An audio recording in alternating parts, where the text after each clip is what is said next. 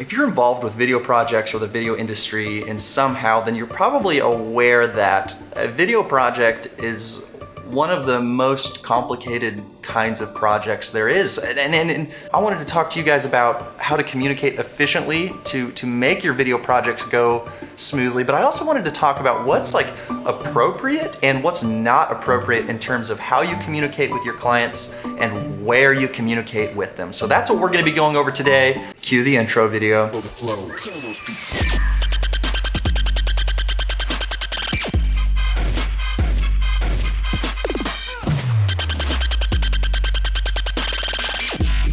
Okay, so good morning, it's 2018.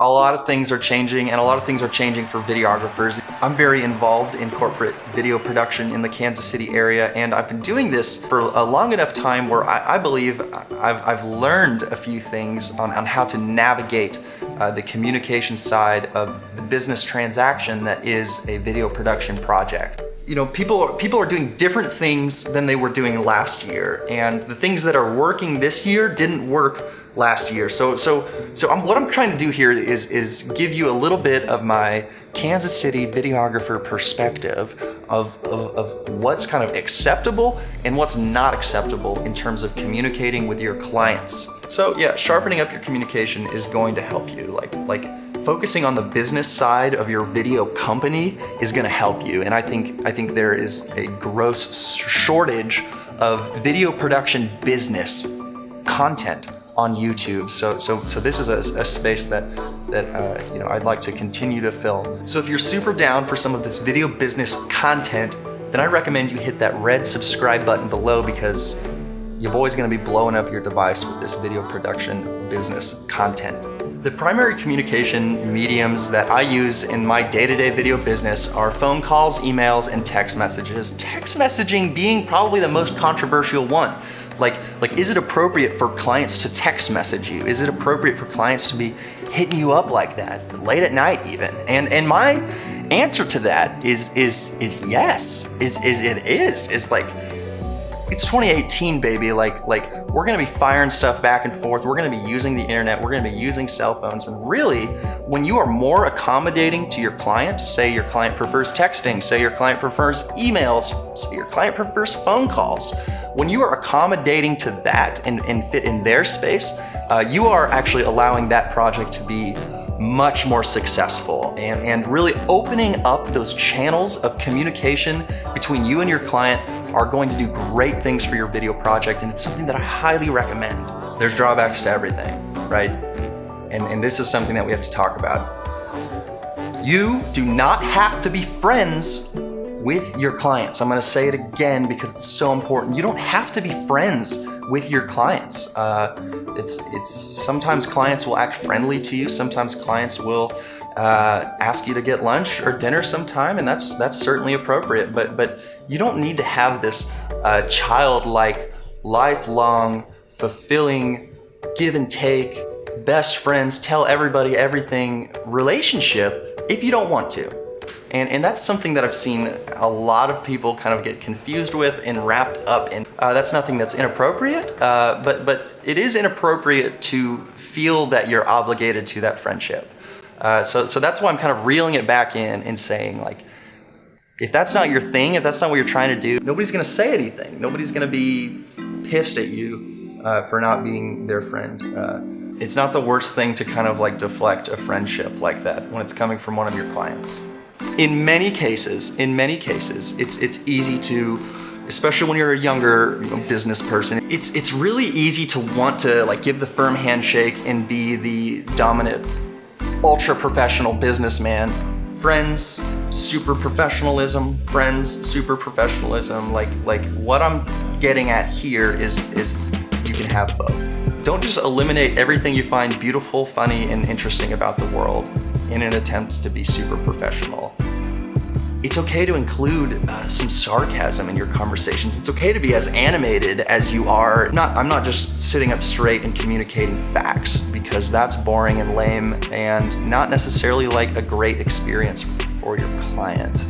it's kind of boring. So it's 2018, baby, like liven it up. Bring that personality into that business relationship.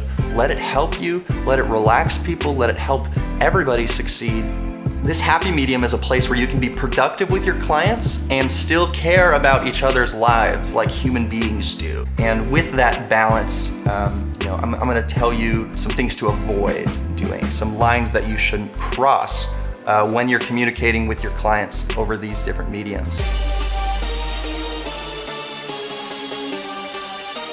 Once you're getting cell phones involved and you're getting more acquainted with your client, I always find that it's appropriate and necessary to give them a follow on Instagram. What the heck? That's so weird and edgy, but like looking up your client, finding their Instagram profile and hitting follow is very flattering to your clients. And this also gives them an opportunity to see your Instagram page, which hopefully is full of tons of like super inspiring and beautiful content that you put out as a videographer. And if you're not doing that, I'd ease you to begin putting out kind of business related content.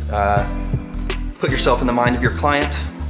I'm paying this videographer contractor several $1,000s to plug himself into my marketing department, create a video for my company.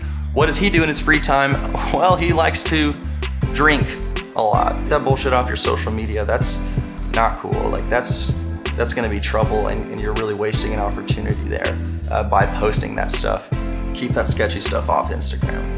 And another line you shouldn't cross when you're communicating with your clients over these platforms is don't communicate inconsistently, okay? And what I mean by this is don't set the standard for communication and then break it, okay? At the beginning of the project, if you're communicating quickly and rapidly, you need to continue to do that throughout the project, or else your client is just gonna build a false expectation about you and then be disappointed later. So the consistency in your communication, the consistency in your reply times, so that certainly matters.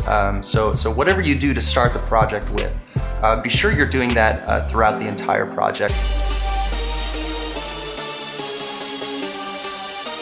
One of those lines that was drawn in the sand was like that it's somehow ridiculous to receive a text message from your client late at night. My response to that is like, it's 2018, baby, and if you're showing initiative, if you are working on things late at night, if you're responding to your clients late at night, yes, you are losing a bit of your lifestyle. You're losing a little bit of that compartmentalized workday, but what you're gaining here is an enormous impression on your client. Maybe if you are working on their project late at night and you have a question, I would almost encourage you to send your client a text message with your question, and it's it could be 9 or 10 or 11 o'clock at night, and your client's going to look at that and be at home, probably with their family, probably relaxing, and they're going to see that you're still at work. Like, just the opportunity to get your client to know that you're a hardworking, gritty person and you're going to be working late at night, that's cool. You're leaving a good impression by sending that late night text message. So I think it's 2018, baby. Like that's a line that you should be crossing in this day and age. So go ahead and text your clients, text them, email them, call them late at night, and show a little initiative in the project. And for all those people that think that that's unacceptable or rude or inappropriate, like I'm just gonna take your work from you. Like. Another thing, when you're communicating with your clients, emojis are fun.